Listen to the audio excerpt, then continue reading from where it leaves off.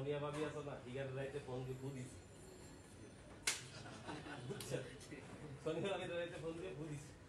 তো মিশু ভাই আমার কাছে এই বেটা তুই সোনিয়া ভাবির রাইতে ফোন দিয়ে বুঝেছো, সোনিয়া ভাবির দোয়া হয়তো দিয়েছি, মনে পুলিশ পাঠাই। এই শিমুল কান্না কাটি শুরু করে, কি করবো কি করবো। তো কাবিলা কইতে আচ্ছা নিচে গিয়ে দেখি পুলিশ কেন হয়েছে, কাকা গো তো কোনো বিপদ আপদ নেই। এই ইয়ে নিয়ে ওরা বেসিক্যালি নামতেছে সিঁড়ি দিয়া, আমরা এক থেকে ওইখান থেকে সিঁড়ি, এখান থেকে কাবিলা, শুভ আর কাবুকে ধরে নিয়ে আসি। এই যে ধরে নিয়ে আসবো, দেখবো গেটের সামনে একজন পুলিশ দাঁড়ানো, এই গেটের সামনে একজন পুলিশ দাঁড়ানো, আর আপনারা দুজনে এখানে বসা, কাবিলা পিছনে দাঁড়ানো, আপনি ওখানে পিছনে দাঁড়ায় পুরো চেতা, কারণ আপনি শিওর হ্যাঁ বাড়ি যাচ্ছি, এই হ্যাঁ বাড়ি যাচ্ছি, আপনি শিওর এরকম আছে।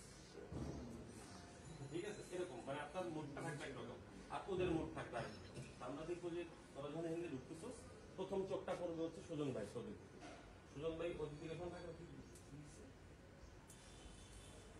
হ্যাঁ এরকম টেনশন দিয়ে দিবে, ঠিক আছে? এখন এটা দিয়ে হ্যাঁ মারা খাইছে না, হ্যাঁ আপনারা মারা দিচ্ছে,